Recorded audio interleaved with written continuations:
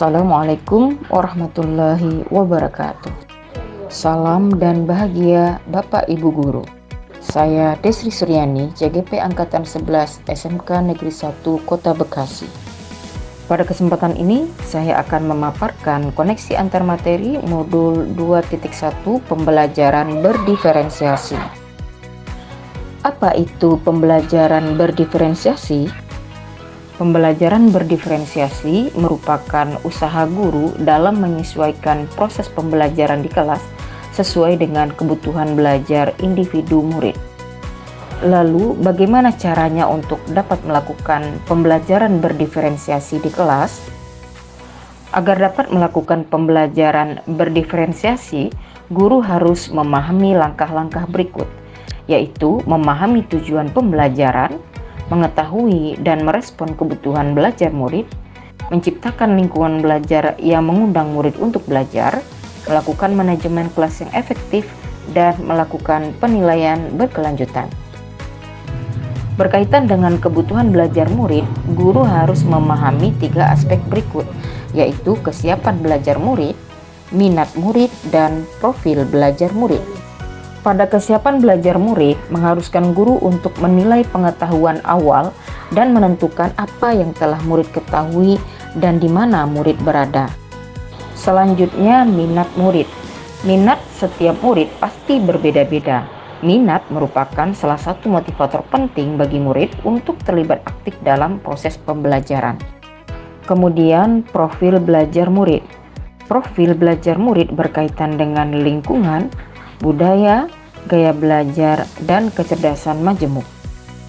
Kebutuhan belajar murid dapat diidentifikasi berdasarkan cara-cara berikut, yaitu mengamati perilaku murid-murid, mengidentifikasi pengetahuan awal, mereview dan melakukan refleksi terhadap praktik pengajaran, berbicara dengan guru murid sebelumnya, membaca raport murid di kelas sebelumnya, dan menggunakan berbagai formatif dan diagnostik.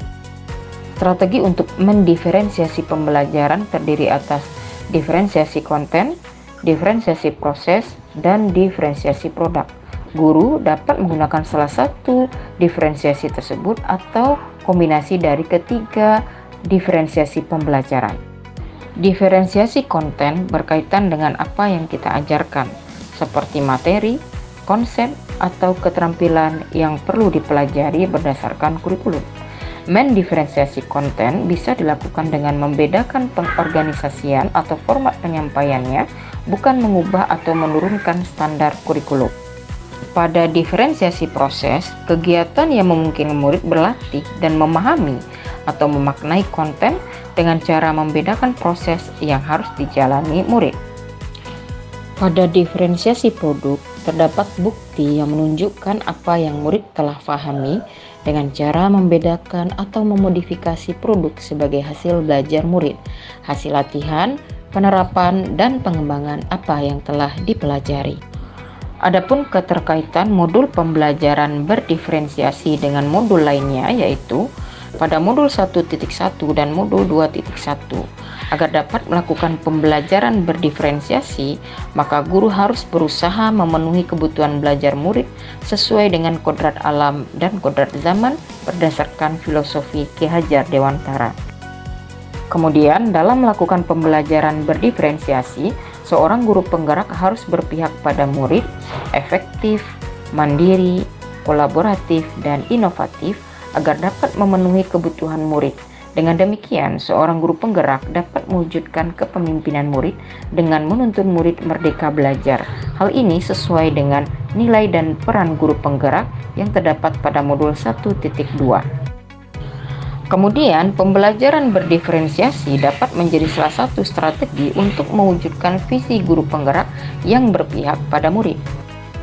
Dalam melaksanakan pembelajaran berdiferensiasi antara guru dan murid, harus ada kesepakatan terlebih dahulu agar proses pembelajaran dapat berjalan dengan baik sesuai dengan nilai-nilai budaya positif. Demikian koneksi antar materi modul 2.1 ini saya paparkan. Semoga menjadi bagian dari inspirasi. Salam dan bahagia.